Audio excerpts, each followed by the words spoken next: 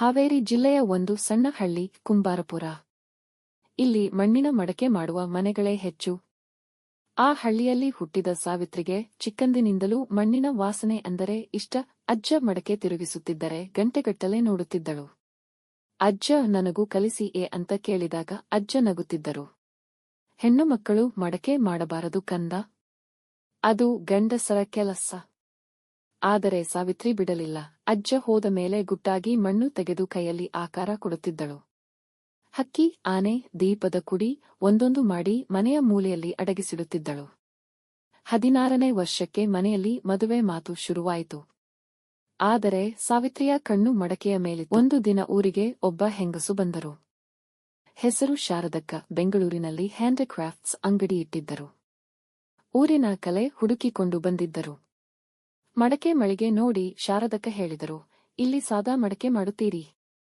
Design ಮಾಡಿದ್ದರೆ ಬೆಂಗಳೂರಿನಲ್ಲಿ ಚೆನ್ನಾಗಿ ಮಾರಾಟ ಆಗುತ್ತದೆ. ಯಾರೂ ಆಸಕ್ತಿ ತೋರಿಸಲಿಲ್ಲ. ಆದರೆ ಸಾವಿತ್ರಿ ಓಡಿ ಬಂದಳು. ಅಕ್ಕ, ನಾನು ಡಿಸೈನ್ ಮಾಡಬಲ್ಲೆ ನೋಡಿ. ಮನೆಯ ಮೂಲೆಯಿಂದ ತನ್ನ ಅಡಗಿಸಿದ ಮಣ್ಣಿನ ಆಕೃತಿಗಳನ್ನು ತಂದಳು. ಶಾರದಕ್ಕ ಒಂದೊಂದು ತೆಗೆದು ನೋಡಿದರು. ಅಪ್ಪನ ಮುಂದೆ ಸಾವಿತ್ರಿ ವಿಷಯ ಹೇಳಿದಳು. ಅಪ್ಪ, ನನ್ನ ಮಣ್ಣಿನ ಕೆಲಸಕ್ಕೆ ಬೆಂಗಳೂರಿನಲ್ಲಿ ಮಾರಾಟ ಆಗುತ್ತದೆ ಅಂತ ಶಾರದಕ್ಕ ಹೇಳುತ್ತಾರೆ. ನನಗೆ ಒಂದು ಅವಕಾಶ ಕೊಡಿ. ಅಪ್ಪ ನಕ್ಕರು. ಮಣ್ಣಿನ ಕೆಲಸ ಮಾಡಿ ಹೊಟ್ಟೆ ತುಂಬುತ್ತಾ? ಮದುವೆ ಆಗು, ಸಂಸಾರ ನಡೆಸು. ಅಮ್ಮ ಮೆಲ್ಲಗೆ ಹೇಳಿದರು. ಅವಳಿಗೆ 1 ತಿಂಗಳು ಕೊಡಿ. ಅಪ್ಪ ಸುಮ್ಮನಾದರು. ಆ 1 ತಿಂಗಳು ಸಾವಿತ್ರಿ ಬೆಳಿಗ್ಗೆ 4ಕ್ಕೆ ಎದ್ದಳು. ಮನೆ ಕೆಲಸ ಮಾಡಿ ಮಣ್ಣು ತಂದು ಕುಳಿತು ಕೆಲಸ ಮಾಡಿದಳು. ಹಣತೆ, ಗಣಪತಿ, ಹೂವಿನ ಕುಂಡ, ಗೋಡೆ ಅಲಂಕಾರ 20 ವಸ್ತುಗಳು ತಯಾರಾದವು. ಶಾರದಕ್ಕ ಬೆಂಗಳೂರಿಗೆ ತೆಗೆದುಕೊಂಡು ಹೋದರು. 15 ದಿನ ಕಳೆಯಿತು. ಸಾವಿತ್ರಿ ಕಾಯುತ್ತಿದ್ದಳು. ಒಂದು ದಿನ ಶಾರದಕ್ಕ ಫೋನ್ ಮಾಡಿದರು. ಸಾವಿತ್ರಿ, 20 ವಸ್ತುಗಳು ಮಾರಾಟ ಆದವು. ನಿನ್ನ ಪಾಲು 3,000 ರೂಪಾಯಿ. ಸಾವಿತ್ರಿ ಒಂದು ಕ್ಷಣ ಮಾತಾಡಲಿಲ್ಲ. 3,000. ಅಪ್ಪ ತಿಂಗಳಿಗೆ 2,000 ಸಂಪಾದಿಸುತ್ತಿದ್ದರು. ಅಮ್ಮನ ಕೈಗೆ ಮೊದಲ ಸಂಪಾದನೆ ಕೊಟ್ಟಾಗ ಅಮ್ಮ ಅತ್ತರು. ಇದೇನು ಅಮ್ಮ?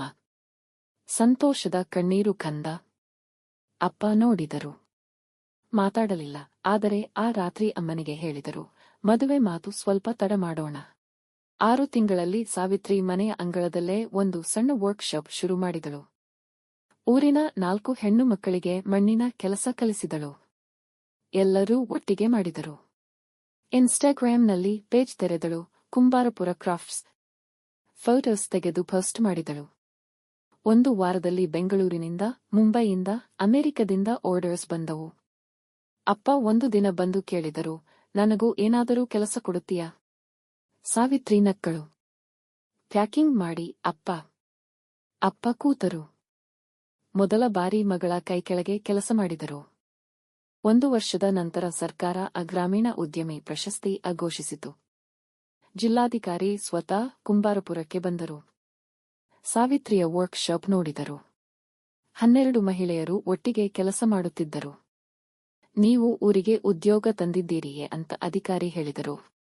ಪ್ರಶಸ್ತಿ ಸಮಾರಂಭದಲ್ಲಿ ಸಾವಿತ್ರಿ ಮೇಲೆ ಹೋದಳು. ಊರಿನ ಜನ ನೋಡಿದರು. ಅಪ್ಪ ಮುಂದಿನ ಸಾಲಿನಲ್ಲಿ ಕೂತಿದ್ದರು. ಪ್ರಶಸ್ತಿ ತೆಗೆದುಕೊಂಡು ಸಾವಿತ್ರಿ ಕೆಳಗೆ ಬಂದಾಗ ಅಪ್ಪ ಎದ್ದು ನಿಂತರು. ಮಾತಿಲ್ಲ, ಆದರೆ ಕಣ್ಣಲ್ಲಿ ನೀರು ಇತ್ತು.